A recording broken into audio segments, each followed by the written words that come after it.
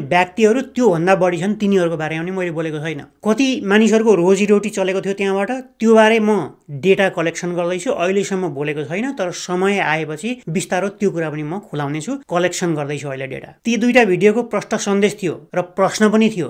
त्यो के हो भने एउटा देशको एउटा एजेन्सीबाट नेपालमा वर्षमा 150 मिलियन डलर एक वर्षमा आउने रहेछ। त्यही देशले त्यसै गरी अरू एजेन्सीहरूबाट पनि त्यति नै अथवा त्योभन्दा बढी पैसा पठाउँछ प्रत्येक वर्ष। अरू देशका एजेन्सीहरूबाट पनि त्यसै गरी पैसा आउँछ वर्षैपछि। एउटा देश मात्रै होइन, धेरै देशहरू जस्तै Japan, Germany, UK, world bank, ADB लगायतका धेरै ठाउँबाट नेपालमा पैसा ओइरिन्छ वर्षैपछि। त्यसै गरी ऋण त्यति नै लिएको छ। फेरि पैसाको खोलो बगेको छ नेपालमा। त्यो पैसा सही ठाउँमा उपयोग भएको छ कि छैन? त्यसरी ओइरिएको पैसा सही ठाउँमा लागेको भएदेखि नेपालको अनुहार बदलिसक्नु पर्ने हो, काया पलट भइसक्नु पर्ने हो। किन भएन?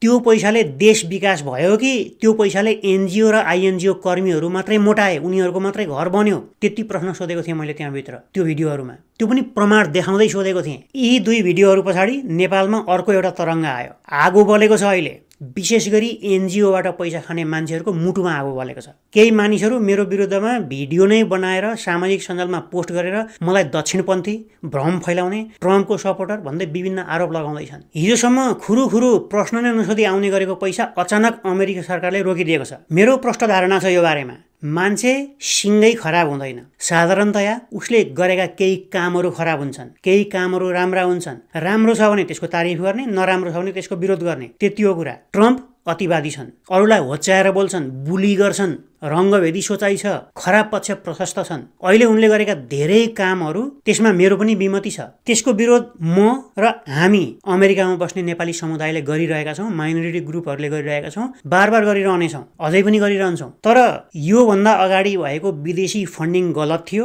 गलत तरिकाले प्रयोग भएको थियो, राम्रा भन्दा नराम्रा कामहरू भएका थिए त्यो पैसाले, र त्यसको समीक्षा हुनै पर्ने थियो। अमेरिकी जनताले तिरेको ट्याक्सको पैसा गलत ठाउँमा प्रयोग गर्नु हुँदैन थियो भन्ने ट्रम्पको जुन भनाइ छ त्यो भनाइको समर्थन गरेको हो मैले। त्यति हो। ट्रम्प मन पर्दैन भन्दैमा उसका प्रत्येक कामको विरोध गर्नुपर्छ भन्ने जरुरी छैन। यो एउटा काममा चाहिँ मेरो समर्थन हो। र नेपालमा आएको त्यो पैसाले कुशासन बढेको छ, भ्रष्टाचार बढेको छ, एनजिओ कर्मीहरू मोटाएका छन्, त्यसमा जवाफदेहिता खोज्नुपर्छ, पहिला जस्तो अन्धाधुन्दा पैसा बाँड्नु हुँदैन भन्ने मेरो पनि भनाइ हो। त्यसमा मेरो पनि समर्थन छ। अब एउटा मान्छेलाई भगवान बनाएर काममा बोकिसकेपछि उसले राम्रो काम गरोस् कि नराम्रो काम गरोस्, जिन्दाबाद भन्नै पर्छ भन्ने मनस्थिति भएका, त्यस्तो स्कुलिङबाट आएका मान्छेहरूले यो कुरा बुझ्दैनन्। मान्छेलाई गुण र दोषको आधारमा समर्थन र विरोध गर्नुपर्छ। यो बुझ्नको लागि सबभन्दा पहिला काँधमा बोकेको त गरौँगो झोला बिसाउनु पर्ने हुन्छ, बुद्धिको बिर्को खोल्नु पर्ने हुन्छ। अनि जसले मलाई यो आरोप लगाउँदैछन् तिनीहरूको प्रोफाइल हेर्नुहोस्, तिनीहरूको संलग्नता भएका पार्टी, समूह र एनजिओहरूको सूची खोतल्नुहोस्, तिनलाई कहाँबाट पैसा आउँछ त्यो हेर्नुहोस्, तिनले हिजो कसलाई समर्थन गरे, आज कसलाई समर्थन गर्दैछन् त्यो खोज्नुहोस्। अनि मेरो विरोध आज किन गर्दैछन् उनीहरूले भन्ने कुरा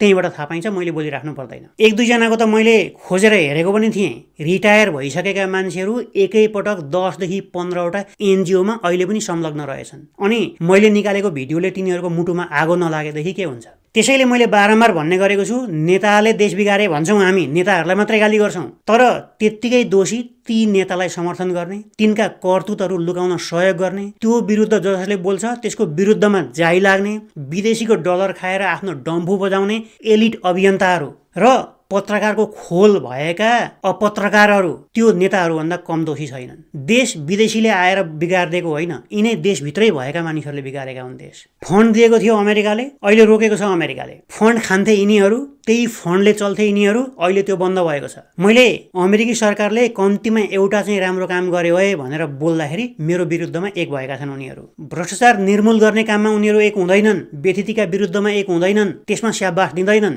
तर एउटा मान्छे जसले विदेशी फन्डको गलत प्रयोग भयो त्यसलाई सच्याउनु पर्यो भन्छ, त्यो माथि खनिएका छन् सबका सब मिलेर, एकजुट भएर। मैले ती दुईटा भिडियोमै भनेको छु, युएसएआइडी मार्फत भएका सबै कामहरू गलत छैनन्, तर गलत धेरै भएको छ, त्यो सुध्रिन पर्छ। यो आरोप अहिले आएका यी दुईटा भिडियोको मात्रै कारणले होइन, मैले माथि जति पनि भिडियोहरूको कुरा गरेँ ती सबैको जोड बल बिस्तारो क्युमुलेटिभ रियाक्सन हो यो। म सबै पत्रकार र मिडियाकर्मी, सबै अभियन्ताहरूको विरोधी होइन, तर उनीहरूभित्र भएका केही यस्ता प्रवृत्तिहरूको चाहिँ विरोधी हुँ।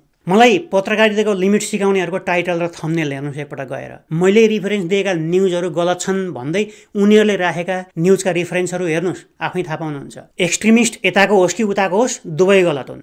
भाषण दिनेहरूले पहिला आफ्नो अनुहार हेरुन्, त्यस पछाडि अरूलाई दोष लगाउन्। त्यति हो मेरो भनाइ। तर जे होस्, हिजो भ्रष्ट व्यापारी साहुजीहरू मात्रै मेरो विरुद्धमा थिए, अलिक पछि नेता र सिङ्गै पार्टी मेरो विरोधी भएर निस्कियो, त्यसपछि अहिले आएर मिडियाकर्मी अनि अब एलिट वर्गहरू र एनजिओ कर्मीहरू पनि म माथि खनिएका छन्, मेरा विरोधी भएका छन्। समर्थक जति कमाउँदैछु त्यसको अनुपातमा दुश्मनहरू र विरोधीहरू पनि कमाउँदैछु। जे होस्, मेरो मुख बन्द गराउने चौतर्फी र हरमकदुर प्रयास हुँदैछ। मलाई गलत देखाउने भरमकदुर प्रयास हुँदैछ, तर यसले मलाई झनै बलियो बनाएको छ।